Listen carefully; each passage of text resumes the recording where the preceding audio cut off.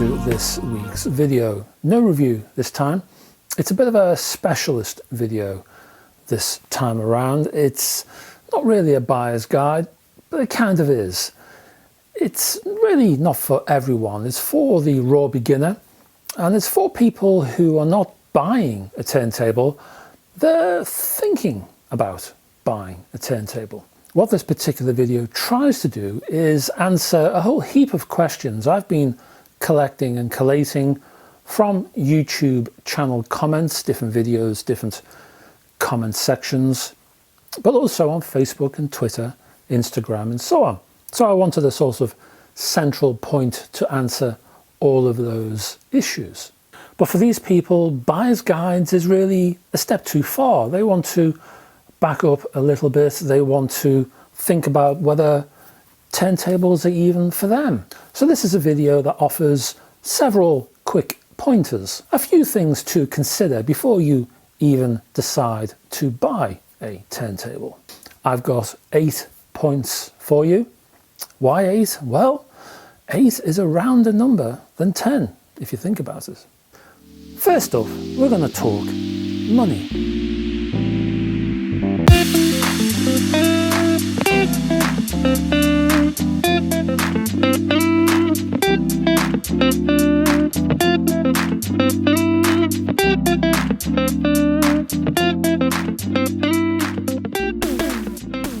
As in most things, before you put your shoes and coat on to go shopping, deciding on your budget is the first task. It's not a perfect mantra, I know, but generally speaking, the more money you spend on a turntable, the better it will be. And if you're thinking of buying a turntable and you have a pot of cash and you're thinking to yourself, well, I need to buy amplifier and speakers and whatnot, and you're thinking, how much of that should I use to apply to the turntable? I would say 50%, 50% would be, in my eyes, the amount of money that I would spend on a turntable. Now, why is that? Because some people might say, blimey, that's quite a lot. Well, if you think about it, the turntable is where the music is sourced. This is why the turntable is known as a source. After all, it's the turntable's stylus, the needle, which dips that little sharp pointy bit into the actual grooves of the record. That's where the music lives. That's the point of contact from your entire hi-fi. This whopping great big hi-fi that you may eventually accumulate. Out of all of those bits of MDF and metal bits and screws and goodness knows what else, it's that tiny, tiny diamond which slowly lowers into the groove. That's the only connection you have with the music itself. It's not the amplifier. The amplifier doesn't get in there. The speakers don't get in there. It's the turntable that contacts the vinyl record, the vinyl disc. So it's your turntable that extracts all of that detail. It's your turntable that gets all of that information from the groove. I say again, it's not the amplifier which does that. It's not the speakers. It's the turntable. And if the turntable is not up to scratch, the whole thing falls down right there and then. So when the turntable grabs this information, what does it do? Well, it passes that information over to the amplifier. The amplifier says, thank you very much. I will do the best job I can with this information that you've kindly given me. And it processes that information from that point. What does that do? Well, it then passes it down the line, doesn't it? It's like a conveyor belt. It passes it on to the speakers. And the speakers, well, they say, well, thank you very much for that. I will do my very best and I will send it forth to the ears of that human sitting in that rather fetching chair over there. So your amplifier and your speakers are merely receiving and passing on the information given to it initially by the turntable. The amplifier is not creating new information out of thin air. The speakers are not creating information out of thin air. It's the turntable which does the receiving. It's the turntable which sees the actual music. And that's why the turntable has to be the most important part of your budget. That's the one component that deserves the most amount of investment. You can upgrade the amplifier later on, and you can upgrade the speakers later on if you wish. But first off, when you're initially buying your hi-fi, that's where the investment, in my eyes and in my ears, that's where the investment should be. And if you've ever heard anyone say, oh no, you should get a better pair of speakers, because when I upgraded my speakers, the sound sounded great. So what's that about? Well, when the musical information is being passed down the line and it gets to the speakers bit, the speakers does its very best with the information it has. Some speakers will do a better job of that interpretation. Other speakers will do not quite as great a job. So if you upgrade your speakers, then sure, the information to hand might be better interpreted, better processed. It might sound nicer, but the core information remains the same. That doesn't change. The core information, that basic information, is still provided by the turntable. So again, the turntable is the place where most investment should be. So before you even think about buying a turntable, before you even get to that point, and that's what this video is all about, think about your budget first. Think about the money you need to be spending. Think about how much cash you've got to hand, and then split it in 3 ways. A portion, half to your turntable, and a quarter to the amp, and another quarter to the speakers. That's how I would do it. Next up, the system.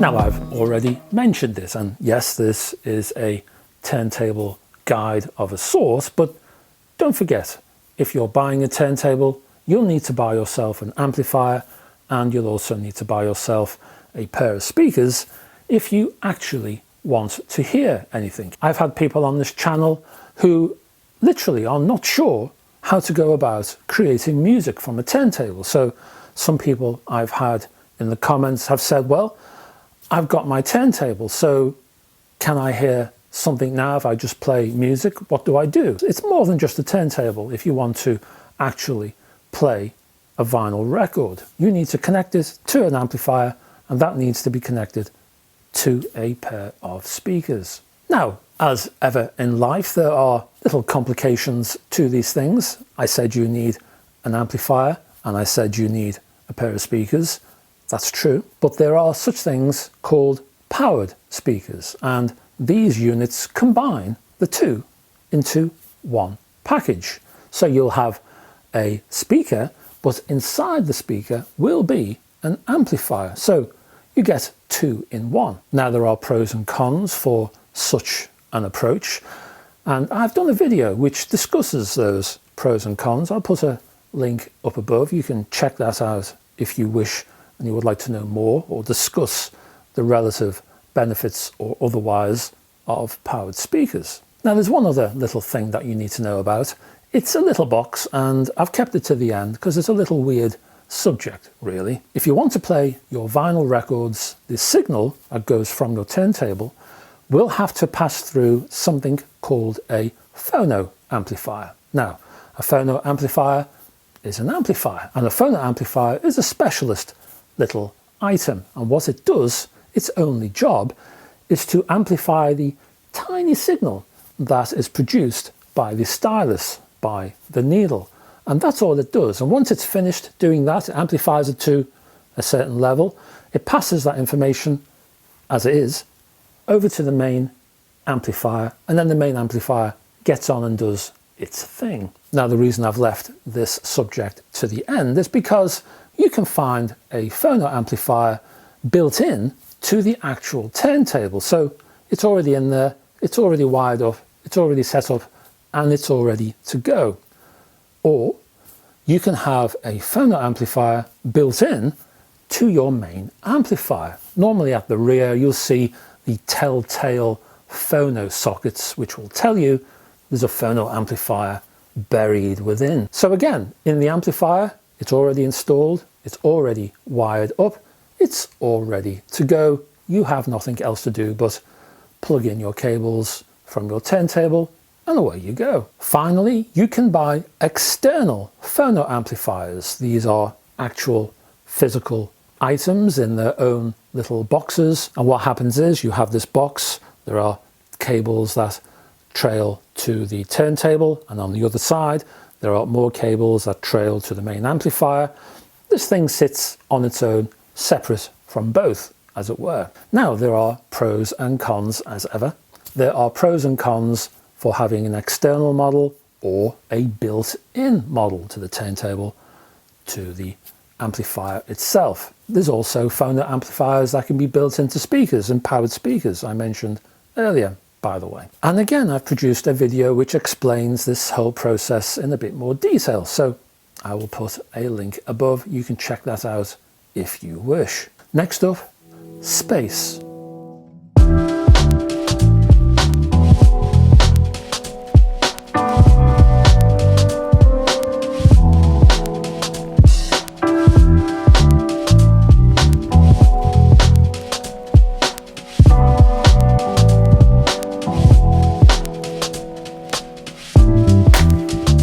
Now, I'm not talking about life on Mars or 2001 Space Odyssey, not that kind of space. I'm talking about physical space. Where do you put your turntable?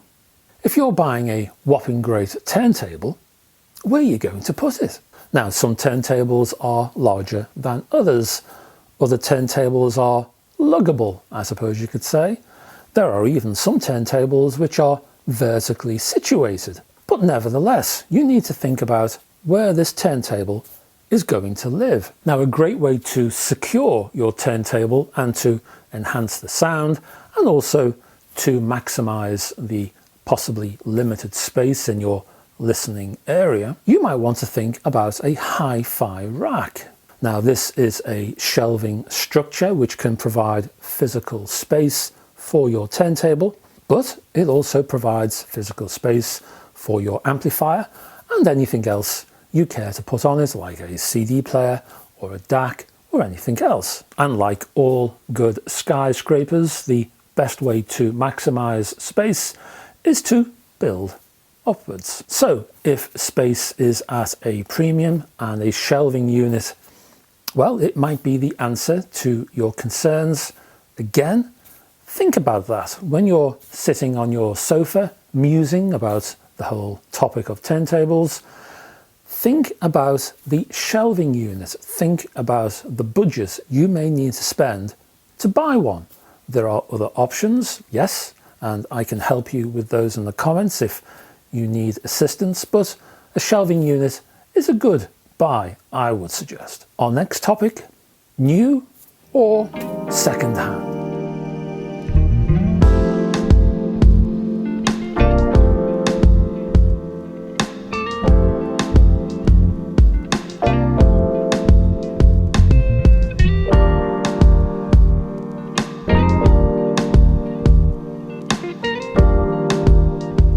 Now, there's always a possibility of scoring a mighty bargain if you buy second-hand. That's true. There are many fine and usable turntables that you can purchase within eBay land that will do you a treat. A high-end turntable from the 80s, for example, may have reduced in price quite considerably and, well, maybe going for a song nowadays. That said, if you are a beginner, you have to be very sure about your purchase before you hand over your cash. You need to know what to look for in terms of the turntable's condition, which bits are on the way out, which bits have died a death, and so on.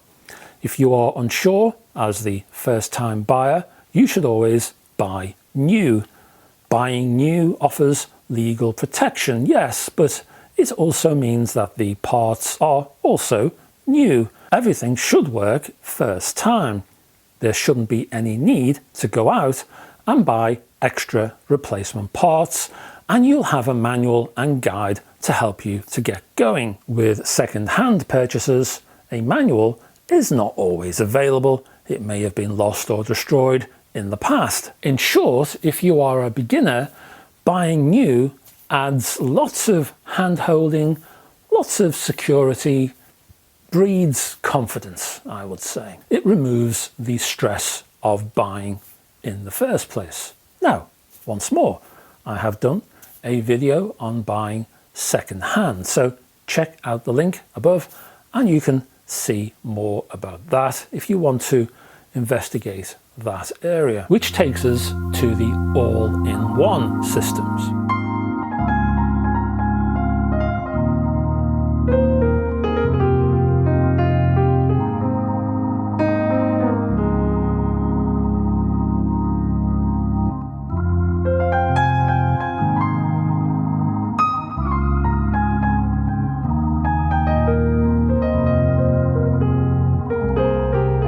There are some turntables out there that arrive with everything that you need to play vinyl records and to hear them too. All of the electronics are neatly hidden inside a single chassis. You simply plug it in, turn it on, and you're away. These are all-in-one systems that arrive, generally speaking, in a single unit or chassis. Now, there are many people of a certain age, I would say, who, when they're thinking about getting involved in turntables, the first thing they think of is the all-in-one, and I think that's because of memories and nostalgia. Now, maybe their parents had such an all-in-one back in the 70s.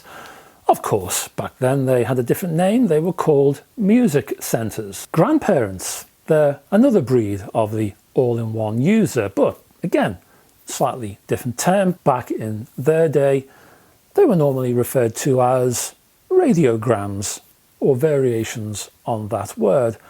I remember my own grandparents having a radiogram, which was an enormous great thing. In fact, there was more wood than turntable in this particular unit. Now, in the majority of cases, all-in-ones tend to be second-hand affairs. Some of them offer great value for money, but again, it's that second-hand thing, and we've already talked about that, some of the pros and some of the cons. So you may want to think about that seriously before you investigate going second-hand. Some of the new all-in-ones tend to be polarizing. Many are cheap, cheerful, and rather nasty on one side of the coin, or they're very expensive and the design is the primary focus.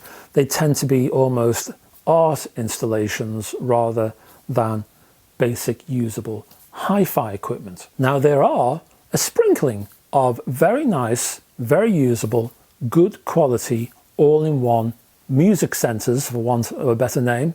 Not radiograms, there's not enough wood in there. I don't think MDF will count. But there are one or two really nice all-in-ones. If you add the speakers to these things, well, not exactly cheap.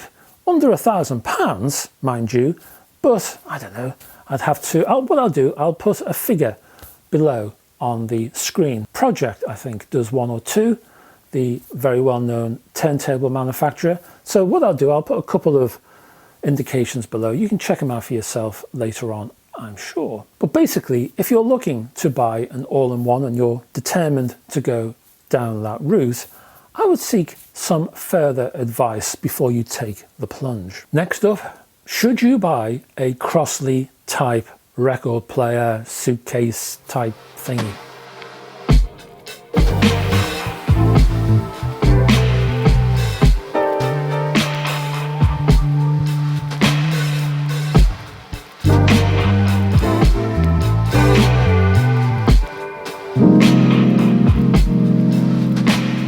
Straight answer, I'd rather you didn't, but, well, maybe, with the following wind.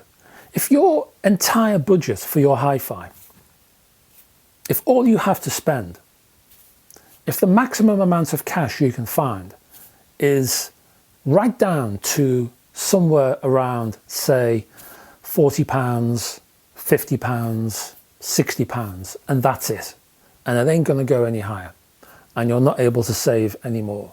if that's all you've got, maybe.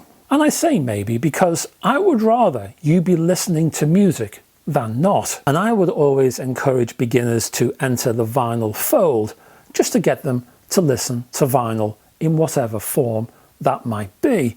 So this category of record player can actually be useful. If cash is that tight, then check out the second-hand market first if you can, and if you are able and confident enough before you plump for a Crossley, because, well, Crossleys and their ilk are poorly built, as cheap as chips, although chips feature better parts in most cases. The featured built-in amplifiers are insipid and lacking in any sort of gumption, while the built-in speakers are tinny and unfulfilling.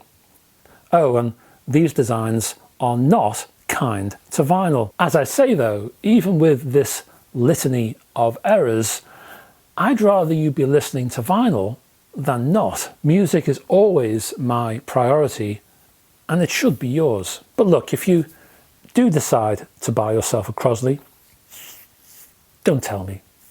I might get all weepy. Next subject, complications.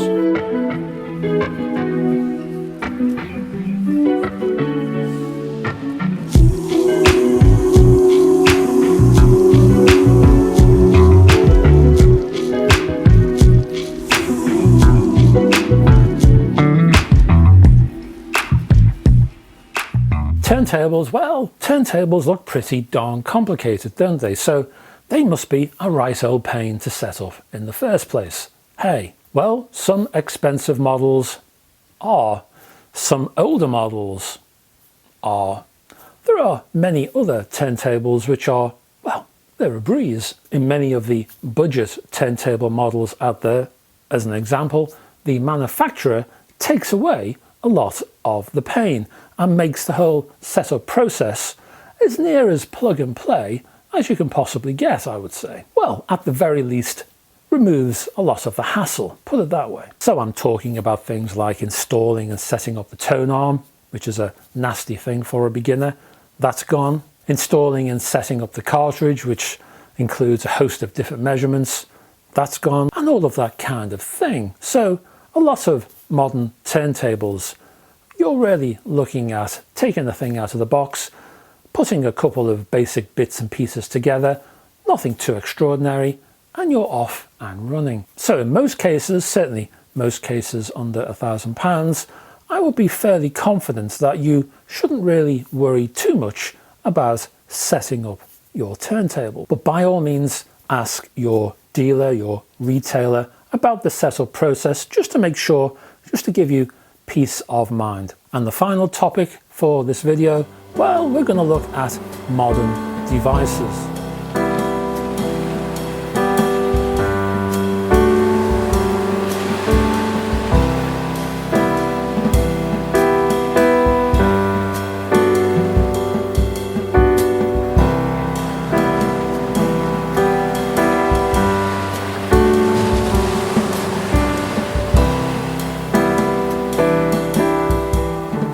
These days, playing vinyl is not the start and finish of a turntable's capabilities. Most turntables are limited, if that's the right word, to just playing vinyl records. But there are plenty of other designs out there that add features and capabilities to the product that you should be aware of before you decide to make your purchase. Some, and I mentioned some of these things earlier on in this video, include features such as a built-in phono amplifier. Some have a built-in USB socket to rip your vinyl to a digital file so you can play it on your phone or laptop or whatever. Some even include an entire main amplifier in the unit. Others include a headphone socket. There's all kinds of extras being added now into the actual turntable chassis itself. There's even Bluetooth features in there as well, which you can use to stream the turntable music to other speakers around the house. These days, turntables offer far more solutions than they used to back in the 70s and the 80s. So if you do need a specific feature as part of your own lifestyle, chances are a turntable can help you and offer the features that you need.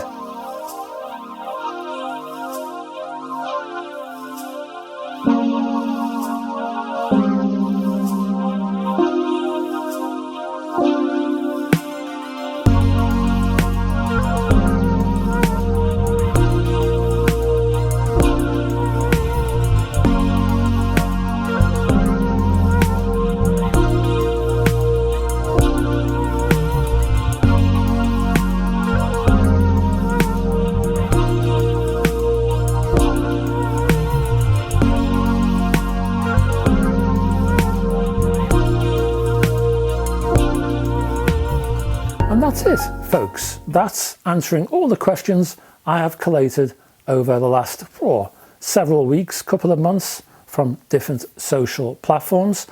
I hope that answers questions. I also hope it settles a few nerves. And if you do have any additional questions which have arisen from this video, pop them down below and I'll do my best to help out. I'll be back next week with another video, and I hope to see you then. Check out the description below to find lots of links to my site, my Patreon page, other social media platforms.